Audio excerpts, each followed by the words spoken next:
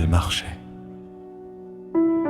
sur le chemin du retour, avec ses hanches cabossées comme deux vieilles Cadillacs fatiguées, dans une nuit qui sentait le tabac froid, la bière renversée et les fins de soirée qui laissent du verre pilé dans le ventre. Le bar recrachait ses derniers ivrognes.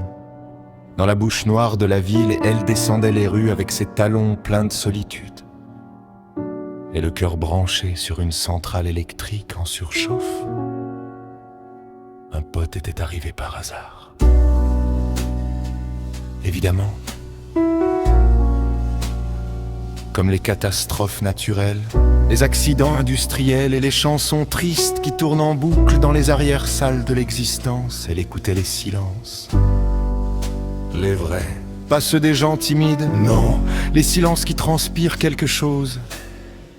Les silences qui changent la température d'une pièce. Les silences qui sentent la gêne sous le cuir des blousons. Ceux qui parlent avec des battements de cils. Des regards qui décrochent trop vite.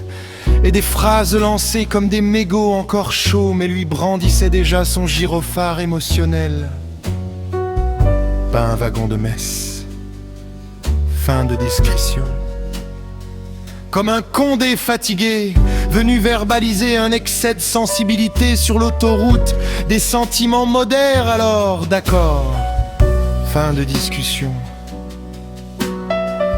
Mais les corps, eux, continuent de parler longtemps après les phrases. Ses hanches surtout.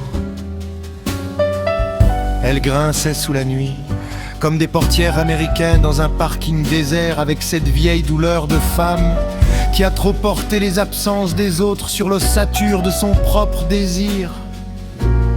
Parce qu'au fond, ce n'était même pas l'histoire d'un pote,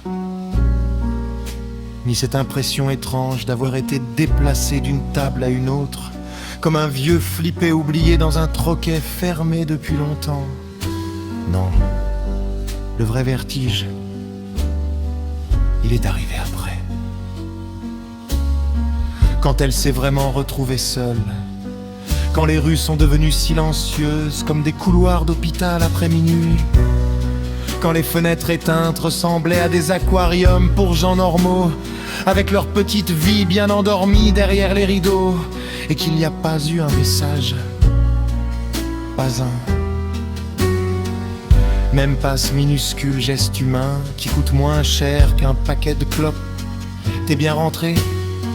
Alors elle a marché encore un peu avec ses hanches usées de tendresse et cette drôle d'impression d'être devenue une vieille chanson rayée que les hommes remettent parfois au fond de leur nuit sans jamais écouter vraiment les paroles. C'est drôle quand même.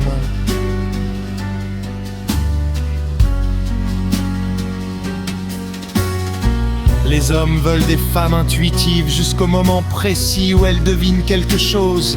Après ça devient « Tu devrais calmer le blanc, quel dommage, tu interprètes, t'es trop émotionnel !» Faudrait ressentir les choses, mais discrètement, comme une odeur de tabac froid, pas faire de bruit avec ses pressentiments, surtout pas. Pendant ce temps-là, les types cachent leurs ambiguïtés sous des blousons en cuir élimé, du ricard tiède et des phrases courtes comme des claques. Elle reste là, au milieu du vieux rock'n'roll des malentendus humains, avec sa lucidité cramée au pinard et son bassin cabossé par les kilomètres affectifs, à regarder les hommes reculer devant l'intensité des émotions, comme des chevaux nerveux devant un incendie. 3h03. Les chiffres rouges du micro-ondes cosmique clignotaient dans sa cuisine vide, pendant que ses fringues sentaient encore la fumée du bar et qu'elle comprenait enfin un truc. Elle n'est pas trop. Elle est juste devenue incapable de faire semblant de ne rien voir.